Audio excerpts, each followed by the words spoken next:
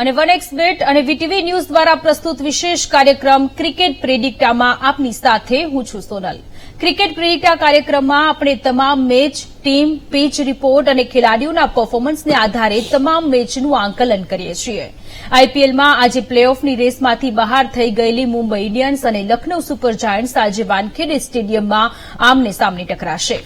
વાનખેડે સ્ટેડિયમમાં આજની મેચ સિઝનની છેલ્લી મેચ હશે। પોઈન્ટ ટેબલની વાત કરીએ તો મુંબઈની ટીમ 10મા ક્રમે છે। મુંબઈએ 13માંથી ફક્ત 4 મેચ જીતી છે, જ્યારે લખનઉની ટીમે 13માંથી 6 મેચ જીતી છે। લખનઉની ટીમને કુલ 12 પોઈન્ટ મળ્યા છે। તેવામાં આજે કઈ ટીમ જીત સાથે આઈપીએલમાં પોતાનો સફર પૂરો કરશે તે જોવું રસપ્રદ રહેશે।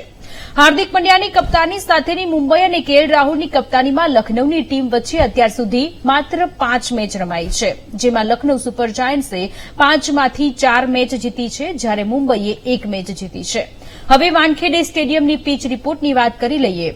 વાનખેડે સ્ટેડિયમની પીચ બેટ્સમેન માટે મદદરૂપ છે।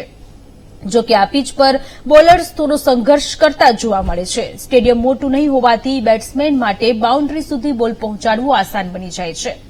વાનખેડે સ્ટેડિયમમાં હાઈ સ્કોરિંગ રમતો થઈ શકે છે, ઐતિહાસિક આંકડાઓ દર્શાવે છે। જો કે બાદમાં જ્યારે પીચ થોડી જૂની થઈ જાય છે ત્યારે સ્પિનરો કંઈક અદભુત કરતા જોવા મળે છે। આવી સ્થિતિમાં જે ટીમના બેટ્સમેન ઝડપથી રન બનાવે છે અને સ્પિનરો પોતાનું કામ કરે છે તે ટીમ જીતી શકે છે। વાનખેડામાં ટોસની ભૂમિકા મહત્વની છે। કેપ્ટનને ટોસ જીત્યા બાદ પ્રથમ બોલિંગ કરવાનું પસંદ છે। ટીમ અને ખેલાડીઓની વાત કરીએ તો મુંબઈ ઇન્ડિયન્સ તેની છેલ્લી મેચમાં કેટલાક ફેરફાર કરી શકે છે।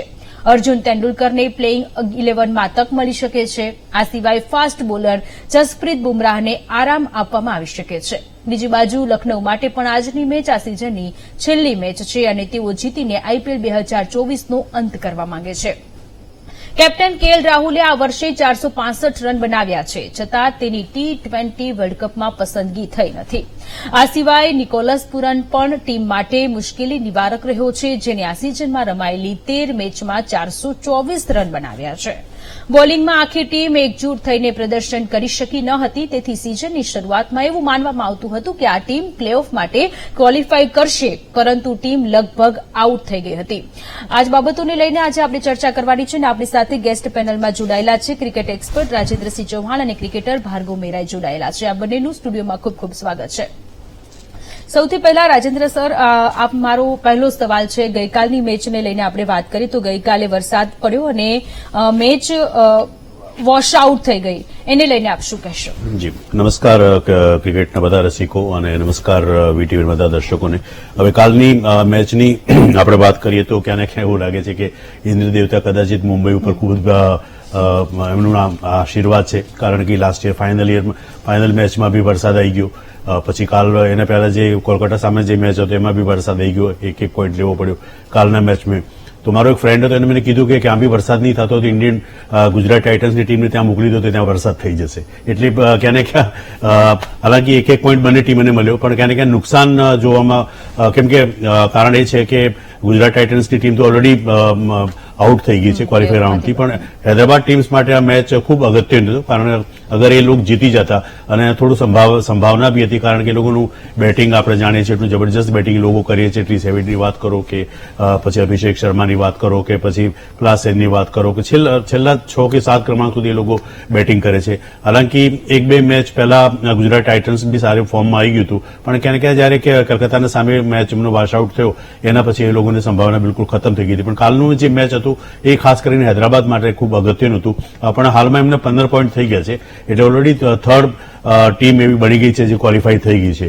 હવે એક મેચ હજુ છે એમનો, જે 19મી તારીખે લાસ્ટ લીગ મેચ હશે, એને કદાચ જીતી જાય તો પછી રાજસ્થાન રોયલ્સ બંને વચમાં ક્યાં ને ક્યાં ટક્કર રહેશે। એના સિવાય કાલનો જે મેચ છે એ આરસીબી અને સીએસકેના વચમાં છે, એના બાબત બી આપણે ચર્ચા કરીશું આ મેચમાં, પણ ક્યાં ને ક્યાં આપણે એવું કહી શકીએ કે કાલનો જે મેચ વોશ આઉટ થયો એનું હૈદરાબાદને થોડું નુકસાન જરૂર થયું છે। જી ભાર્ગવભાઈ આપણી સાથે જોડાયેલા છે। ભાર્ગવભાઈ, મુંબઈ ઇન્ડિયન્સ અને લખનઉ સુપર જાયન્ટ્સ વચ્ચે આજે વાનખેડે સ્ટેડિયમમાં છે, શું લાગી રહ્યું છે? કોણ કોના પર ભારે પડી શકે છે અને કોના માટે આ મેચ જીતવી ખૂબ જ જરૂરી છે? વીટીવીના તમામ દર્શક મિત્રોને મારા નમસ્કાર। સૌથી પહેલા તો આઈ થિંક આજની જે મેચ છે પ્રાઇડ માટેની થશે, બીકોઝ મુંબઈ ઇન્ડિયન્સ છેલ્લા સ્થાને છે અને એ લોકો ઈચ્છે નહીં કે એ લોકો છેલ્લા સ્થાને ફિનિશ કરે પોઈન્ટ ટેબલમાં, સો આઈ થિંક આજની મેચ એક પ્રાઇડ માટે છે. લખનૌ સુપર જાયન્ટ્સ પણ સરસ રીતે રમ્યું છે. ઇન એન્ડ આઉટ થોડા થયા હતા. એ લોકો 6 મેચીસ જીત્યા છે 13 માંથી. તો એ લોકો પણ ઈચ્છે કે એક આજની 7મી મેચ જીતે અને 14 પોઈન્ટે પહોંચે, જ્યાંથી જસ્ટ એ લોકો એક મેચ ક્યાંક ને ક્યાંક હાર્યા, એના લીધે એ લોકો ક્વોલિફાય નથી થઈ રહ્યા. પણ આઈ થિંક બંને માટે એક પ્રાઇડની મેચ રહેશે. પણ લખનૌ કરતા વધારે મુંબઈ ઇન્ડિયન્સ માટે આ ખૂબ જ જરૂરી મેચ છે કે એ લોકો પોતાના હોમ ગ્રાઉન્ડ પર મેચ રમી રહ્યા છે. એક સારું ફિનિશ કરે તો થોડો ટીમનો માહોલ સારો થાય અને નેક્સ્ટ યર માટે સારી રીતે કમબેક કરી શકે. જી જી સર. ભાર્ગવભાઈ, હું આપને પૂછવા માંગુ છું કે એક હિન્દીમાં કહાવત છે કે અંત ભલા તો સબ ભલા. તો આજે જે છેલ્લો મેચ છે મુંબઈ ઇન્ડિયન્સ માટે, હાલાકી અગર આજનો મેચ જીતી જાય તો એ લોકો નવા સ્થાન ઉપર આવી શકે છે. કાલે ફરી પંજાબ કિંગ્સનો મેચ 19 તારીખ પંજાબ કિંગ્સનો મેચ છે હૈદરાબાદ સામે, આપણે કહી નહીં શકીએ, પણ ક્યાંને ક્યાં આપણું જોવામાં આવે છે. પણ હાલ મેં કીધું કે અંત ભલા તો સબ ભલા, તો હવે જોવામાં એવું મળશે. મને એવું લાગે છે કે ખાસ કરીને મુંબઈનું આ 7મો મેચ છે વાનખેડે સ્ટેડિયમમાં. રોહિત શર્મા છે કે બિલકુલ લગભગ 4-5 મેચથી 29+ એનું એવરેજ રન રેટ ચાલી રહ્યું છે. બીજી વાત, સૂર્યકુમાર યાદવ ઉપર ફોકસ રહેશે. સૂર્યકુમાર યાદવે આ સિઝનમાં 3 હાફ સેન્ચુરી મારી છે અને 1 સેન્ચુરી પણ મારી છે હૈદરાબાદની સામે. એની સાથે બુમરાહ પણ, આઈ ડોન્ટ થિંક કે બુમરાહ કદાચિત આજે ખેડે. એના સાથે સાથે મને આકાશ મધવાલ ઉપર એવું લાગે છે કે કારણ 2-4 મેચ રમવામાં નથી આપી એને આકાશ મધવાલને, પણ તેંડુલકરને, અર્જુન તેંડુલકર જે કે સચિન તેંડુલકરનો પુત્ર છે, એમને પણ આજે કદાચિત એમને તક આપી શકે છે. તો આપને શું લાગે છે કે મુંબઈની ટીમ્સનું પરફોર્મન્સ, બીકોઝ એ લોકોનું હોમ ગ્રાઉન્ડ છે, પણ 7 હોમ ગ્રાઉન્ડ ઉપર મેચ રમ્યા, એમને મોસ્ટ ઓફ ધ મેચ એ લોકો લોસ કર્યા છે.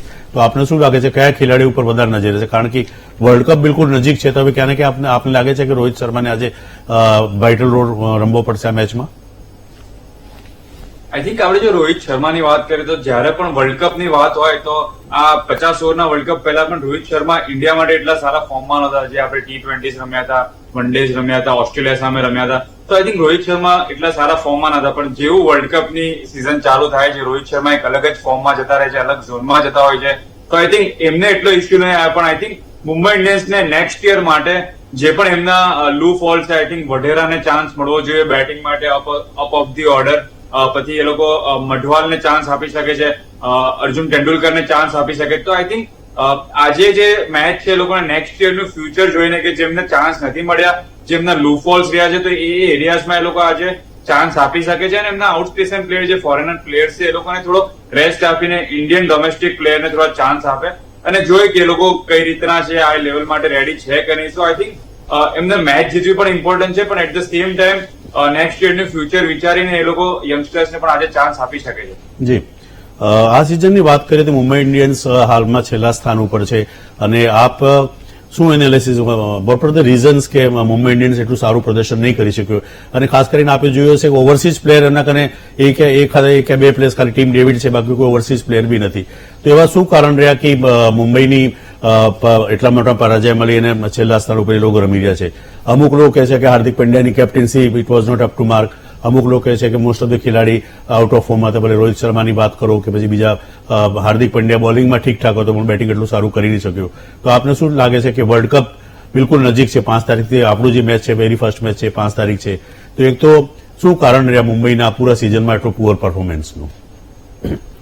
આઈ થિંક મુંબઈ ઇન્ડિયન્સમાં આઈ થિંક એક જે કલેક્ટિવ એફર્ટ આવવો જોઈએ, એક જે ટીમ સ્પિરિટ આવી છે, ટીમ 11 પ્લેયર છે કે આપણને લાગતા હોય કે હન્ટ કરવા નીકળ્યા છે સામેવાળી ટીમને, એક ઉત્સાહ છે અલગ રીતનો હોય. આઈ થિંક એ માહોલ બન્યો નતો. શરૂઆતથી એટલી બધી કંટ્રોવર્સીસ હતી, એ લોકો પાસે આન્સર્સ નહોતા. જયારે પણ એમને પ્રેસ કોન્ફરન્સમાં પૂછવામાં આવ્યું, મેનેજમેન્ટ પાસે કોઈ આન્સર્સ નહોતા. તો આઈ થિંક ક્રાઉડ એમની અગેન્સ્ટમાં હતું, ટીમમાં માહોલ ખરાબ હતો. તો આ રીતના માહોલમાં ક્વોલિફાઈ ચેમ્પિયન થવું તો થોડો તમે ક્વોલિફિકેશન પણ કરવું બહુ અઘરું હોય છે. આઈ થિંક તો એ બહુ જ મોટું ફેક્ટર હતું કે જેથી કલેક્ટિવ એફર્ટ્સ ના આવ્યો. કોઈ પણ ટીમને ચેમ્પિયન થવા માટે આઈ થિંક 15 નહીં, આખો જેટલો પણ સપોર્ટ સ્ટાફ હોય, 20, 22, 25 જણનો, એ બધાનો કલેક્ટિવ એફર્ટ હોય છે કે આપણે ચેમ્પિયન થવું છે, દર મેચ જીતવી છે. તો આઈ થિંક હું પોતે પણ એમાંથી જઈ ચુક્યો છું. 7 વાર બીસીસીઆઈની ચેમ્પિયનશિપ જીત્યા છે ગુજરાત માટે, રણજી ટ્રોફી, વિજય હઝારે, મુસ્તાક અલી, બધી કુચ બિહાર. તો આઈ થિંક એનો પ્રોપર આઈડિયા છે કે કોઈ પણ ટીમ ચેમ્પિયન થવું હોય ત્યારે ખાલી 11 પ્લેયરનું નહીં, 20-25 જેટલા પણ પ્લેયર હોય બધાનો એફર્ટ એક જ બાજુ હોવો જોઈએ કે આપણે ચેમ્પિયન થવું છે, ક્વોલિફાય થવું છે, તો પછી એ ટીમનો એફર્ટ આવતો. તો આઈ થિંક જે શરૂઆતમાં જેટલી પણ કોન્ટ્રોવર્સી થઈ એના લીધે એમનું એક કલેક્ટિવ એફર્ટ ના આવ્યો. અને જો આપણે વર્લ્ડ કપની વાત કરીએ તો આઈ થિંક હું રોહિત શર્મા માટે સહેજ પણ વરી નથી કરતો, કેમ કે જયારે પણ વર્લ્ડ કપ આવે છે, આપણે ઘણી વાર જો 2019 નો વર્લ્ડ કપ, અત્યારે 2023 નો વર્લ્ડ કપ 50 ઓવરનો, જેવો વર્લ્ડ કપ આવે છે રોહિત શર્મા એક અલગ જ ઝોનમાં જતો રહે છે અને હાર્દિક પંડ્યા પણ આઈ થિંક આ આઈપીએલ પતશે તો જે પણ મુંબઈ ઇન્ડિયન્સનું બેગેજ હતું એ થોડું ઓછું થશે એમના પર. ક્રાઉડ પણ મુંબઈ ઇન્ડિયન્સ થી પછી ઇન્ડિયન ટીમ બાજુ જશે તો આઈ થિંક એ માહોલ પણ થોડો ચેન્જ થશે, થોડો ટાઈમ મળશે હાર્દિક પંડ્યાને તો એ પણ આવશે. સૂર્યકુમાર યાદવ પણ થોડા સારા ફોર્મમાં છે, બુમરાહ તો સારા ફોર્મમાં છે જ. સો આઈ થિંક આજની મેચમાં ઇન્ડિયાને લઈને આઈ થિંક એટલું ઇમ્પોર્ટન્સ નથી, પણ મુંબઈ ઇન્ડિયન્સને નેક્સ્ટ યર માટે એમના કયા કયા પ્લેયર્સ છે, કયા પ્લેયરને ટ્રાય કરવા છે એ માટે ખૂબ જ જરૂરી છે. જી, આજની મેચની વાત કરીએ, લખનઉ સુપર જાયન્ટ્સની વાત કરીએ તો એમના જે કેએલ રાહુલ જે સુકાની છે, કેએલ રાહુલને આ સિઝનમાં એટલે 465 રન બનાવે છે. સ્ટ્રાઇક રેટ હાલાકી થોડું કમ છે, 136.3. નિકોલસ પુરન પણ 424 રન બનાવે છે. સ્ટ્રાઇક રેટ સારું છે, 168. અને મોહસિન ખાને 3 મુંબઈને સામે, આઈ થિંક મોહસિન ખાન પહેલા મુંબઈ ઇન્ડિયન્સથી બી રમી ચૂક્યો છે અને 3 મેચ રમ્યા છે, એમાંથી 15 વિકેટ એને કાઢ્યા છે. અગર રન્સની બાજુ આપણે જોઈએ તો બેસ્ટ 5 ખેલાડી એમણે કેએલ રાહુલે મુંબઈ સામે 234 રન કાઢ્યા છે અને માર્કસ સ્ટોઇનિસે 201 રન કાઢ્યા છે. તો આપને શું લાગે છે આજના મેચ કદાચ તે લોકો જીતે તો ક્યાં ઉપર જવાનું ક્વોલિફાય રાઉન્ડ, કારણ કે 12 પોઈન્ટ છે એ લોકોનો, કદાચ આજે જીતી જાય મુંબઈ સામે 2 પોઈન્ટ થશે તો એ લોકો 14 પોઈન્ટ. પણ મને લાગે છે એનું આપણું બી શું વિશ્લેષણ, કારણ કે છેલ્લા જે 3 મેચ એ લોકો હારી ચૂક્યા છે, એ લોકોને કોઈ ચાન્સીસ ખરા? આઈ થિંક બહુ ઓછા ચાન્સીસ છે. લોકોને નેટ રન રેટ પણ માઇનસમાં છે જો આપણે જોયું, અને આરસીબી 12 પોઈન્ટે છે, સીએસકે પણ 14 પોઈન્ટે છે અને આરસીબી ની નેટ રન રેટ ખૂબ જ સારી છે. તો આઈ થિંક જો આરસીબી સીએસકે સામે જીતશે તો એ લોકો લખનૌથી ઓબ્વિયસલી ઉપર રહેશે, જો લખનૌ આજની મેચ જીત્યા પછી પણ. સો આરસીબી 14 પોઈન્ટે સારી રન રેટ થી ઉપર રહેશે. જો સીએસકે જીતે તો ઓબ્વિયસલી લોકો 16 પોઈન્ટે જતા રહેશે તો ચોથી ટીમ ક્વોલિફાય થઈ જશે. સો મને નથી લાગતું કે લખનૌ પાસે કોઈ પણ ચાન્સ છે, અનલેસ એ લોકો 250 રન કરે અને સામેવાળી ટીમ 50 રનમાં ઓલ આઉટ છે. જો એ લોકો રન રેટ આરસીબી થી ઉપર જતી રહે તો ક્યાંક ને ક્યાંક ચાન્સ છે, પણ બહુ જ અનલાઇકલી કહેવાય કે 1% ચાન્સ છે લખનૌનો. જો આવું કંઈક થાય અને ડ્રાસ્ટિક એમની નેટ રન રેટમાં ચેન્જ આવે તો, અને તો જ એમને ક્વોલિફિકેશનના કોઈ ચાન્સ. જી રાજેન્દ્રસિંહજી, ભાર્ગવજી, આપ અમારી સાથે જોડાયેલા રહેજો. તો આજે મુંબઈ ઇન્ડિયન્સ અને લખનઉ સુપર જાયન્ટ્સ વચ્ચે મેચ છે, વાનખેડે સ્ટેડિયમમાં છે અને એ મેચનું આપણે વિશ્લેષણ કરી રહ્યા છો. હાલ રોકાઈ છે આજે મુંબઈ ઇન્ડિયન્સ અને લખનઉ સુપર જાયન્ટ્સ વચ્ચે મેચ છે. આપણે ક્રિકેટ પ્રેડિક્ટ આ કાર્યક્રમમાં ક્રિકેટને લઈને આપણે એક્સપ્લેન કરી રહ્યા છીએ. આપણી સાથે ગેસ્ટ પેનલમાં ભાર્ગવજી જોડાયેલા છે. સર, મારો સવાલ છે આવતીકાલની મેચને લઈને. આરસીબી અને સીએસકે વચ્ચે આવતીકાલે મેચ છે. આરસીબી માટે પ્લે ઓફમાં જવા માટેના ચાન્સીસ કેટલા છે અને આવતીકાલે આરસીબીને જીતવું કેટલું જરૂરી છે? શું લાગે છે કે આરસીબી જો જીતી જશે તો પ્લે ઓફમાં જઈ શકે છે? આઈ થિંક જો કાલે આરસીબી મેચ જીતશે તો ઓબ્વિયસલી એમની નેટ રન રેટ થોડી ઉપર જશે અને સીએસકે ની નેટ રન રેટ થોડી નીચે આવશે, બીકોઝ એ લોકો મેચ હારશે. પણ આરસીબી ચાહશે કે એ લોકો ટોસ જીતીને પહેલા ફિલ્ડિંગ કરે અને પછી એમની પાસે ટાર્ગેટ આવી જાય કે એમને કેટલી ઓવરમાં એ રન ચેસ કરવા, જેથી એમની નેટ રન રેટ સીએસકે થી ઉપર જતી રહે. સો મને લાગે છે એકદમ 50-50 ચાન્સ છે બંને ટીમ પાસે. અને આરસીબી પોતાનું જે બ્રાન્ડથી ક્રિકેટ રમી રહ્યા છે, જે ઇન્ટેન્સિટીથી, જે એટીટ્યુડથી એ લોકો ક્રિકેટ રમી રહ્યા છે, આઈ થિંક મારી પર્સનલ એવી ફિલિંગ છે કે આરસીબી ક્વોલિફાય થશે. અને જો એ લોકો કાલે ક્વોલિફાય થયા તો એ લોકો ફાઇનલ સુધી જશે અને ફાઇનલમાં આપણને જોવા મળી શકે છે આરસીબીની ટીમ. જી બિલકુલ ભાર્ગવભાઈ, કાલના મેચની જે પૂછવામાં આવ્યું કે આરસીબી અને સીએસકેની ટીમે, પણ આરસીબીની ટીમમાં ક્યાં ને ક્યાં જોઈએ તો વિલ જેક્સ પાછા આપણા દેશ ફરી ગયા છે, ઇંગ્લેન્ડ ગયા છે, એના જગ્યાએ આઈ થિંક મેક્સવેલ રમી શકે છે. પણ એવું કહેવામાં આવે છે કે હાલ સુધી જે 4 મેચ 18 મહિને દિવસે જે બી આરસીબી રમી છે એ બધા 4 મેચ જીતી છે અને કાલે પણ 18 મઈ છે. હાલાકી બીજો ક્યાંક મેટ્રોલોજીસ્ટનું બી માનવામાં આવે છે કે કાલે વરસાદ પણ થઈ શકે છે ત્યાં આરસીબી બેંગલુરુમાં. એ ફ્યુચરની વાત છે. પણ આપને શું લાગે છે, કારણ કે એક એવી ટીમ કે લગાતાર 6-7 મેચ હારી અને પછી એકદમ એવું મોટું કમબેક કરવું અને ક્વોલિફાય રાઉન્ડ માટે એક એફર્ટ કરવું એ બહુ મોટી વાત છે. એવા શું કારણ રહ્યા આરસીબીની ટીમના જેને કારણે આ લોકો આજે આ સ્થિતિ ઉપર પહોંચ્યા છે?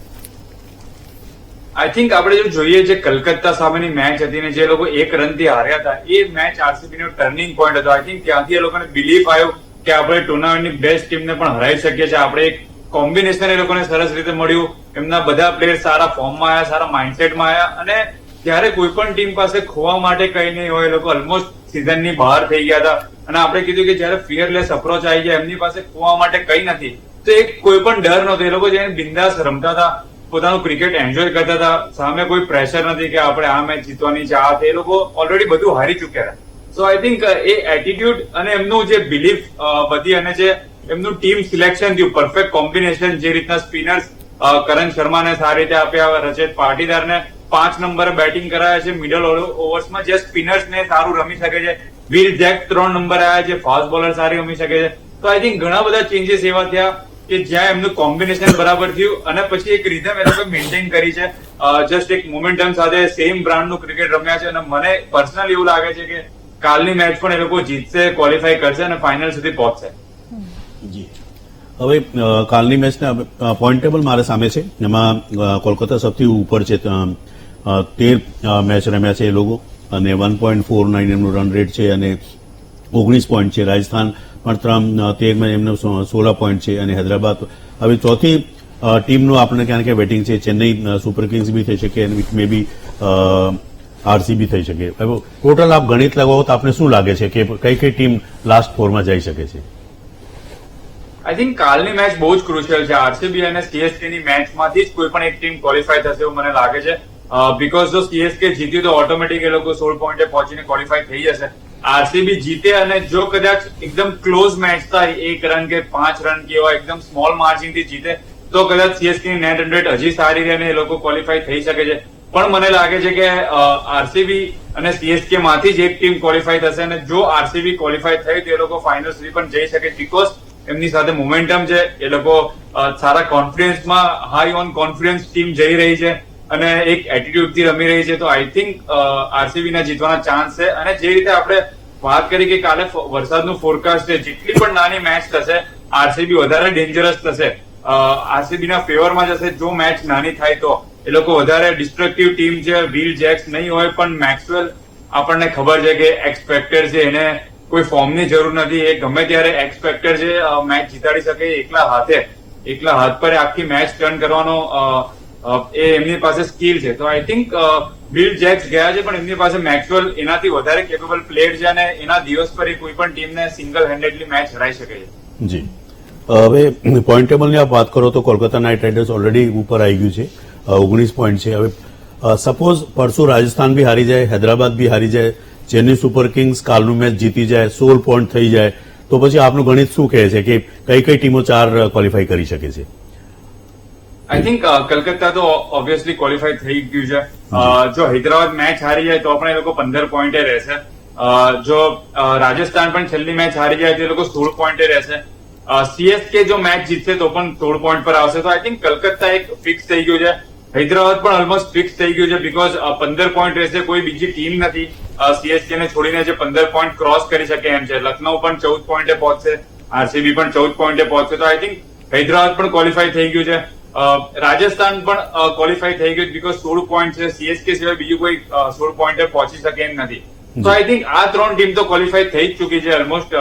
કેકેઆર પછી આપણે વાત કરીએ તો રાજસ્થાન અને હૈદરાબાદ. હવે જે પણ કોમ્પિટિશન છે 4th પોઝિશન માટે છે, જેમાં સીએસકે ક્યાં તો આરસીબી ની કાલની મેચમાંથી કોઈ એક ટીમ ક્વોલિફાય થશે.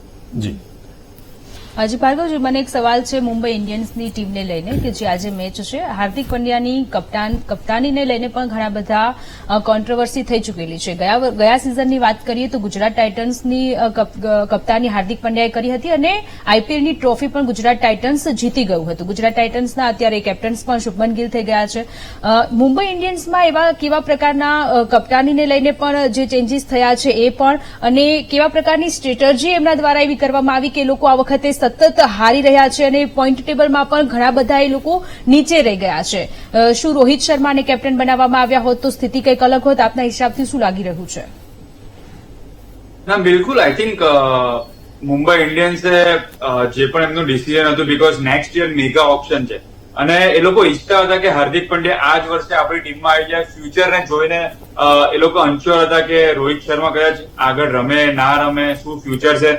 તો એમને હાર્દિક પંડ્યા આ વર્ષે જ પોતાની ટીમમાં લેવો હતો because next year mega option છે અને એ નહોતા ઈચ્છતા કે હાર્દિક પંડ્યા મેગા ઓપ્શનમાં જાય. મોસ્ટલી લોકો આ વર્ષે એને રિટેન કરશે નેક્સ્ટ યર હાર્દિક પંડ્યાને. તો એમને એ જોઈતું હતું કે હાર્દિક પંડ્યા આ વર્ષે જ આપણી ટીમમાં આવી જાય. પણ એની સાથે જો રોહિત શર્મા કેપ્ટન હોત, જસ્ટ 1 વર્ષની વાત હતી, નેક્સ્ટ યર તો બધું ચેન્જ થવાનું જ હતું, મેગા ઓપ્શન હતું. તો આઈ થિંક રોહિત શર્મા જેવા મોટા પ્લેયર જ્યાં 5 આઈપીએલ ટ્રોફી જીત્યા હોય, મુંબઈ ઇન્ડિયન્સને જ્યાં એમનું ગઢ છે, પોતાનું હોમ ગ્રાઉન્ડ છે, હોમ ક્રાઉડ છે, એવા સમયે જો ક્યાંક ને ક્યાંક 1 વર્ષ માટે જો આ ડિસિઝન ડિલે થયું હોત, નેક્સ્ટ યર જો હાર્દિક પંડ્યાને કેપ્ટનશીપ અપાઈ હોત, જેથી ઘણા બધા સિનિયર પ્લેયર્સ છે. એવું નથી કે રોહિત શર્મા છે, એની સાથે સૂર્યકુમાર યાદવ પણ છે, જસપ્રીત બુમરાહ પણ છે, જે ઇન્ડિયન ટીમના પણ વાઇસ કેપ્ટન રહ્યા છે ટેસ્ટ મેચમાં, વન ડેઝમાં. સો આઈ થિંક એવું નતું કે જસ્ટ હાર્દિક પંડ્યા એક ઓપ્શન હતા, એમની પાસે બીજા સિનિયર પ્લેયર પણ હતા.